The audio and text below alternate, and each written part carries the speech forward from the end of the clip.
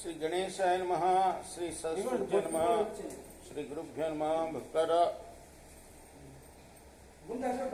వ్యాసప్రోక్త మహాభారత ఇతిహాసం యథాతథంగా చెప్పుకున్నాం. ఇందులో భాగంగా నిన్నటి వరకు మనం ఆది సభారణ్య విరాట ఉద్యోగ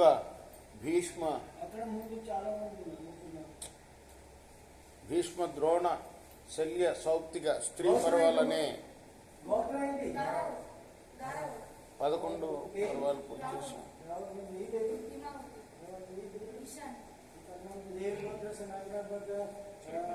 12వదైన శాంతి పర్వంలో కూడా 304 అధ్యాయాలు పూర్తి చేసి 305వ అధ్యాయంలోని 18వ శ్లోకం వరకు చెప్పుకున్నాం.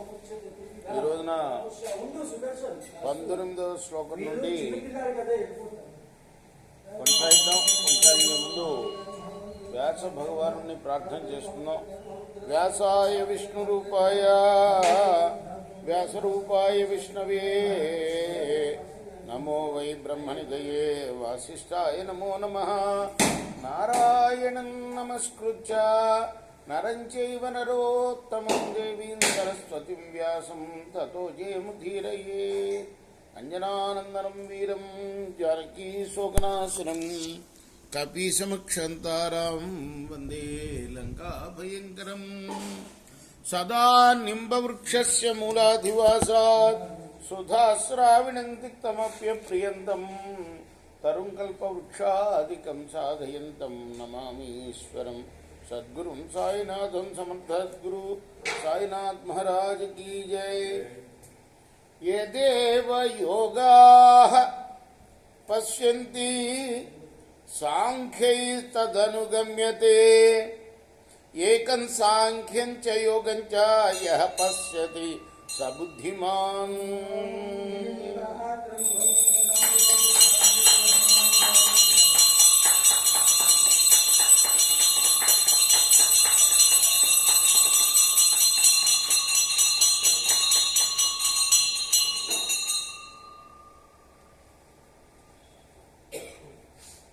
మాంసం రుధిరః మేధః పిత్తం మజ్జా చ స్నాయు చ అధ చైంద్రియకం తాత తద్భావాన్ ఇదమాహమాం.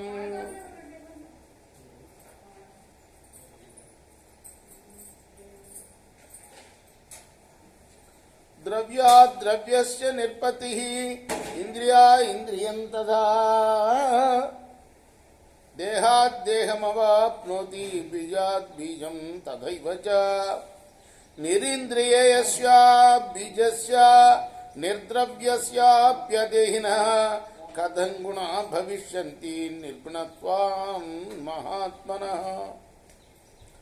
యోగ శాస్త్రజ్ఞులు ఏ తత్వాన్నైతే సాక్షాత్కరించుకుంటారో అదే తత్వాన్ని సాంఖ్య శాస్త్రజ్ఞులు కూడా సాక్షాత్కరించుకుంటారు. సాంఖ్య యోగ శాస్త్రాలు రెండూ కూడా ఒకటేనని మేధావులు భావిస్తారు. చర్మం, మాంసం, మేధస్సు, పిత్తం, మజ్జ, స్నాయువు, ఇంద్రియాలు ఇవన్నీ కూడా తల్లిదండ్రుల నుంచి ప్రాణికి వస్తాయని నీకు ఇంతకుముందే చెప్పాను కదా. ఒక బీజం నుంచి వేరొక బీజం ఉత్పన్నం అయినట్లుగానే ద్రవ్యం వల్ల ద్రవ్యం, ఇంద్రియాల వల్ల ఇంద్రియాలు, దేహాల వల్ల దేహాలు ఏర్పడతాయి. కానీ పరమాత్మ ఇంద్రియాలు కానీ బీజం కానీ దేహం కానీ లేనివాడు, నిర్గుణుడు ఆయన. కాబట్టి ఆయనలో గుణాలు అనేవి ఏమీ ఉండవు. గుణా గుణేషు జాయంతే తత్రైవ వివిసింతి చ ఏవం గుణాః ప్రకృతితో జాయంతే వివిసింతి చ. ఆకాశాది గుణాలు సత్వాది గుణాల వల్ల ఉత్పత్తి నంది వానిలోనే లీనమైనట్లు సత్వ రజస్తమస్సులు అనే 3 గుణాలు కూడా ప్రకృతి వల్లనే కలుగుతాయి సుమా.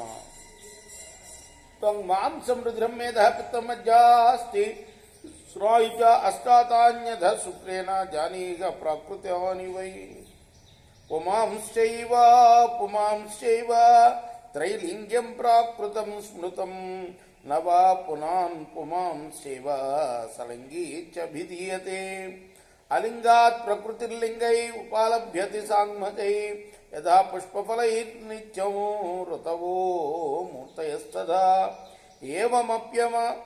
ఏవమప్యనుమానేన హ్యలింగముపలభ్యతే పంచవింశతిమస్తాతాలింగేషు నియతాత్మకః అనాధినిధునోనంతః సర్వదర్శీ నిరామయః కేవలం త్వభిమానిత్వాద్ గుణేషు గుణముచ్యతే.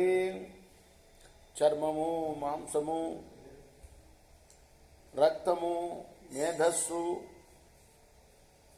పిత్తం, మజ్జ, ఎముకలు, స్నాయువు అనే 8 వీర్యం వల్ల ఏర్పడతాయి. కాబట్టి ఇవి ప్రకృతి నుండి ఏర్పడినవని తీసుకో. కృష్ణారావు తలుపు సరిగ్గా తలుపు వేసారు, తలుపు తీసి రాయి పెట్టు, అక్కడ పక్కన రాయి లేదా అక్కడ అక్కడ అది ఉంది చూడు, తలుపుకి లాక్కున్నది చూడు అక్కడ.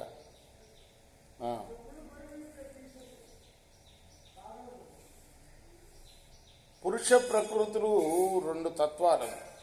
వీటి స్వరూపాన్ని వ్యక్తం చేసే సాత్విక, రాజస, తామసికాలు అనే 3 చిహ్నాలు అన్నీ కూడాను ప్రాకృతాలే, ప్రకృతి నుండి వచ్చినవి. కానీ లింగి అని చెప్పబడే ఆత్మ పురుషుడు కాదు, ప్రకృతి కాదు. ప్రకృతి పురుషుల కన్నా విలక్షణుడు. ఎల్లప్పుడూ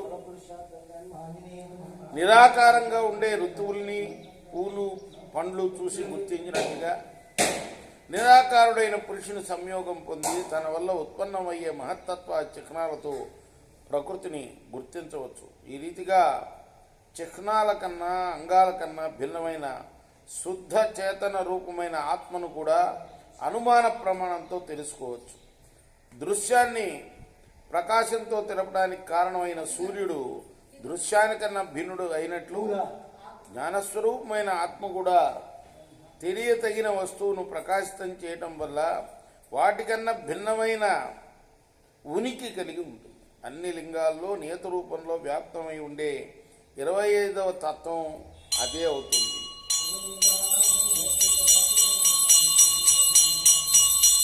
అనాదినిధునోనంత సర్వదర్శీ నిరామయ కేవలం త్వభిమానిత్వాత్ గుణేషు గుణముచ్యతే.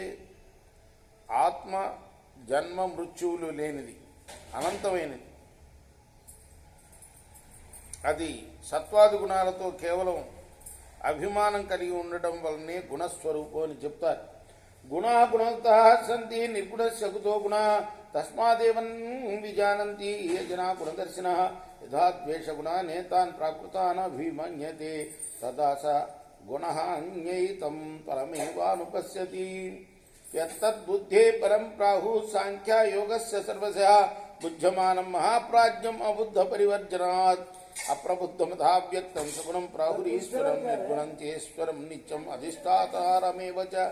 ప్రకృతేశ్చ గుణానాంచ పంచవింశతికం బుధా సాంఖ్యయోగే చ కుశలా భుజ్యంతే పరమైష్ణః. యథా ప్రబుద్ధా హ్యవ్యక్తం అవస్థా జన్మభిరవ బుజ్యమానం ప్రబుజ్యంతి గమయంతి సమంతదా. ఏతన్నిదర్శనం సమ్యక్ అసమ్యక నిదర్శనం బుజ్యమాన ప్రబుద్ధానాం పృథక్ పృథ్వకరిందమః. గుణవంతుల్లోనే గుణాలుంటాయి. నిర్గుణమైన ఆత్మలో గుణాలు ఎలా ఉంటాయి? జీవాత్మ ఈ గుణాలను ప్రకృతి కార్యాలుగా తెలుసుకుని వాటిపైన తనకున్న అభిమానాన్ని వదిలినప్పుడు దేహాదులను తాను అనుకోవటం మాని తన స్వచ్ఛమైన పరమాత్మ స్వరూపాన్ని సాక్షాత్కరింపజేసుకుంటాడు. సాంఖ్య యోగ శాస్త్రాల్లో పారంగతులైన విద్వాంసులు పరతత్వాన్ని బుద్ధికి అతీతమైన దానిగా చెప్తున్నారు. అది పరమజ్ఞాన సంపన్నం. అహంకారం మొదలైన జడతత్వాలని పరిత్యజించినా మిగిలి ఉంటూ చిన్నమయ తత్వరూపంలో కనిపిస్తుంది. ఇది అజ్ఞాతము, అవ్యక్తము, సగుణమైన ఈశ్వరుడు, నిర్గుణమైన ఈశ్వరుడు, నిత్యుడు, అధిష్టాత అని చెప్పబడుతూ ప్రకృతి దాని గుణాల 24 తత్వాల కన్నా అతీతమై 25వ తత్వం. ఈ విధంగా సాంఖ్యయోగ శాస్త్రాల్లో నిపుణులు పరతత్వాన్ని అన్వేషించే విద్వాంసులు భావిస్తారు. బాల్య యౌవన వార్ధకాలకి లేక జనన మరణాలకు భయపడే వివేకవంతులు చేతన స్వరూపమైన అవ్యక్త పరమాత్మ తత్వాన్ని చాలా చక్కగా తెలుసుకున్నప్పుడు వారికి పరమాత్మ స్వరూప ప్రాప్తి కలుగుతుంది. ఓ రాజా, ఇదంతా కూడా వశిష్ఠుల వారి తత్వాన్ని, ఈ యోగ సాంఖ్య శాస్త్రాల భేదాన్ని, గుణాల గురించి వశిష్ఠుల వారు చెప్తున్నారన్నమాట కరాల జనక మహారాజుకి. ఓ జనక మహారాజా, జ్ఞానులైన వారి జ్ఞానం యుక్తియుక్తం కావడం వల్ల ఉత్తమమై అజ్ఞానుల ఉద్దేశానికంటే వేరుగా ఉంటుంది. దీనికి భిన్నమైన అజ్ఞానుల ప్రమాణరహితమైన జ్ఞానం యుక్తియుక్తం కాదు, కాబట్టి సరైనది కాదు. ఇది వెనక చెప్పిన సమ్యక్ జ్ఞానం కంటే భిన్నమైనది.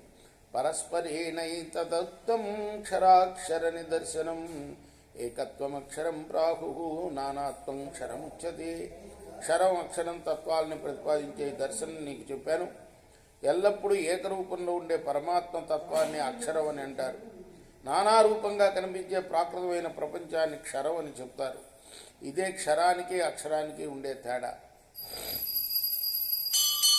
తత్వనిస్తత్వయోరేతాత్ పృథకేన నిదర్శనం పంచవింశతి సర్గంతు తత్వమాహూర్మనీషిణ. ఈ పురుషుడు 25వ తత్వమైన పరమాత్మలో ఉన్నప్పుడు అతని స్థితిని ఉత్తమము అని చెప్తారు. అతడు సరిగ్గా ప్రవర్తిస్తాడు అని అభిప్రాయపడతారు. ఏకత్వ బోధయే జ్ఞానం, నానాత్వ బోధయే అజ్ఞానం. తత్వయోరే తత్ పృథకేన నిదర్శనం పంచవింశతి సర్గంతు తత్వమాహుర్మనీషిణ. నిస్తత్వం పంచవింశస్య పరమాహుర్నిదర్శనం సర్గస్య వర్గమాధారం తత్వం తత్వాత్ సనాతనం.